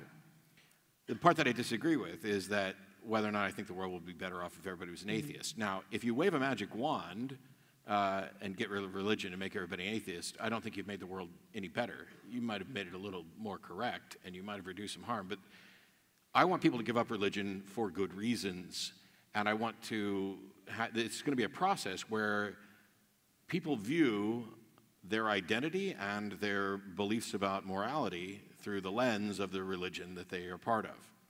You can't just take that away. And it's not even anything you have to worry about, because that's never going to happen. It's not like a whole bunch of people are going to go, well, yep, done with that God thing, let me go rape and kill and murder and do, you know. But the fear that people have, and this came up with Jordan Peterson and others, is that if there wasn't religion, people would just behave badly. We need that there for people.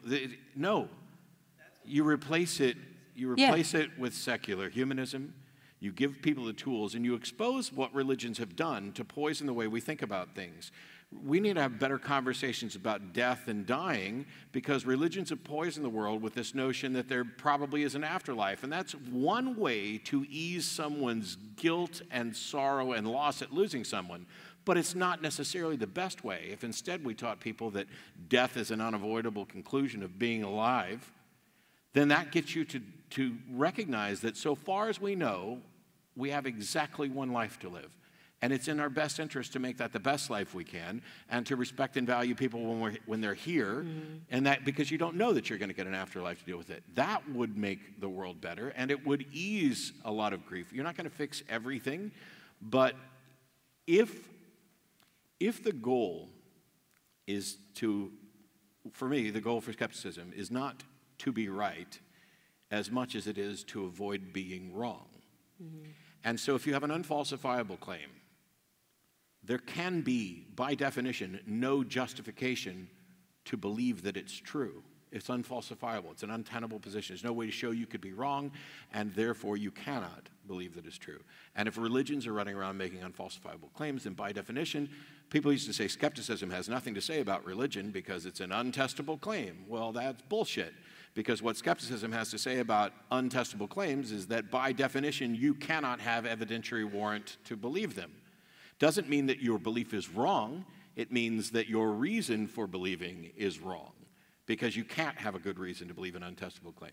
And so on that front, I am on a crusade, wow, that's a loaded word, to change the world, but I'm not trying to rob people of their religion. I'm trying to instill skepticism and humanism into them. I'm a skeptic, I'm a humanist, and I'm an atheist. And the third one is the least important of the three. And that goes back to what you were asking about earlier. It really does. It takes all types who approach these things from all different places and approach them really differently, because that's how hearts and minds really do get changed, is because people are going to identify with different people along the way. And the more kind of vocal we become as a whole, the more people are going to be able to role model and see, okay, you look like me, you sound like me, I identify with you. Maybe this whole atheism thing isn't so bad. Yeah. When Matt's answering a question, does anybody else feel like they're watching the TV show? I can just get a flash. Do you do this while you watch it? Yeah. I'm going to get to your question in 1 second. There's one thing I want to tack on here, and it's something I've said before, so apologies for those of you who heard everything I've ever said. Go for a fucking walk and listen to somebody else. Just saying. But the saying from wartime, 3 on a match is bad luck. It comes from, you know, the first guy in the trench lights his match, nothing happens. The second guy lights a cigarette, the second one lights a cigarette, the third one lights a cigarette, and he gets his head blown off. Because on the opposite side of the field, there's a sniper who, when the first one lights a cigarette, he goes, hey, what's that? And the second one lights it, oh, that's what that is. And by the time he gets to the third one, we are pattern recognition machines. And this idea, I've heard sermons about the significance of threes, which I actually did a video. There's a video on my Patreon up about 3 as a magic number. But in a non-magical sense, 3 is a significant number because that's where you get to a pattern. The first time you hear something that is unusual or strange, the first time you meet an atheist as a believer, wow, that's weird. And the second time that's weird, but I remember something about that. And the third time, oh, okay, now there's a pattern. We do this all the time. We do it when we're trying to remember names. We do it when we're engaging in various topics. So I could have a conversation with this person and make absolutely no progress for a myriad of reasons. Maybe they don't like bald people. Maybe I was a little too aggressive. Maybe I was a little too passive. But we have a conversation, and I've at least planted a seed, because Seth can come along and say the exact same thing the very next time that there's an opportunity for a conversation. But in that smooth voice. Yeah. Yeah, let's blow his head up a little more. But Seth can come along and say the same thing, and it'll have a slightly better impact. And then the third person comes along and says it, and now all of a sudden it's like, wow, this is a thing. And this is why we need more out and open atheists and secularists, is that it makes it more likely that people are going to get to that trend. So when I'm having a conversation on the TV show, I am not necessarily trying to change the mind of the person I'm speaking with. I am always trying to present the best case for that person, but I'm really talking to all the people who share that person's beliefs and their reasons, because they are safe in their house or wherever, mowing the lawn, whenever they're listening to it. That person is, we know from evidence, is more likely to double down, is less likely to acknowledge that a point has been countered, and they're more likely to stick with what they believe. But the person sitting at home is not in that position. They don't have that concern. They're safe because they can actually change their mind and engage on these things that the person under fire cannot. 3 on a match will light a fire across the world as long as there are individuals out there that are willing to plant more and more seeds, to borrow from our religious past. But yes, sir. Perfect. Give me a chance for community commercial and I'll take it. I'll say Camp Quest. Fun, friends, free thought. Right, we have 8 to 17-year-olds and adult volunteers too. If neither of those fit you, but you want to help, we can take cash. Our local camp is Wrightwood. It's the last week of July. On behalf of Camp Quest, I do want to thank each of you. Seth, you've literally hosted us in your home before. Cara, you came out and did the Dogma Debate fundraiser for us. And Matt, you're so involved with Texas and the Camp Quest community there. Thank you, thank you, and thank you. Yeah, I thank you with a pink beard out of that. I would still have the pink beard that I did for Camp Quest, except that it's kind of problematic for some promotional material. And if you'll allow me a question, I'll ask you each, what's your favorite thing about Camp Quest? Oh, interesting. I like the fact that it has opened up the convention circuit to people who were locked out because they didn't have child care opportunities, and they felt like, well, this is sort of like, I can't enjoy these events, especially in Bible Belt areas in the South where they're desperate for free thought events. Camp Quest has allowed these people to come and be able to have their kids not just sort of housed, but in a stimulating environment where they get to engage and learn and walk away with stories of their own. Absolutely. I mean, there's something very fundamentally, I think, progressive and feminist about it. Like, this is a real struggle for science conventions. It's a struggle for all sorts of conventions that, like, they can sometimes feel rejecting of women for that very reason, because they don't have the options available to them. And so to have that opportunity for, like you said, to be able to go, to be able to bring your kids along with you, and you're not just like feeding and watering them, but the kids are actually actively engaged and they're getting programming that's at their level, I think is huge. And they don't have to worry about sending them off to like some sort of religious daycare. You know what I mean? It's like they don't have to worry about their kids getting indoctrinated, which I think is so important. Yeah, that's. I went to Camp Windermere in Missouri when I was a Southern Baptist. It wasn't, if anybody's seen Jesus Camp, it was close to that, but not wow. quite. So I'm thrilled that Camp Quest is nothing like that. Yes, sir. Hi, my name is Jason. I've got a question regarding the overloading of terms. Nice and loud for me. Let's see, move this up. So, for example, Seth and Matt, you guys know the word atheist has been used, overloaded, to say, well, atheists believe this, this, and this, where it's just a simple definition. It's the lack of belief in a God. In Cara, the word theory is used like just in common vernacular, like, well, I have a theory. No, you actually have a hypothesis, this type of stuff. Oh, exactly. I like you. So my question goes actually to skepticism, because I mean, I saw an article like today on Twitter regarding this guy's truck who some security camera took a photo and it saw like what looked like an angel above it, but it said in the article, skeptics believe it's a moth. So that, which it more than likely was, but the term skeptics has always been used to say like, oh, I just don't believe it, I'm skeptical. Like I was talking to a friend who asked me, what do you think about chemtrails? And I'm like, I gave him some information about it. He goes, well, I'm just skeptical about that. I'm like, well, that's not exactly what the term is being used for. So you kind of touched on it earlier, but when someone asks what is a skeptic or what does skeptic mean, like I know it's not an easy answer just when you with atheists, but with skeptic, what's kind of a, not to use what you said earlier, but a dumbed down version of how to define that terminology? I liked your definition that you've used a couple times so far tonight, because I do think it's important to I've stopped being like, you're wrong, you don't have a theory. I used to do that all the time, and now I more say like, sorry, this microphone's really close to my mouth. I more say things like, you're conflating the popular definition of theory with the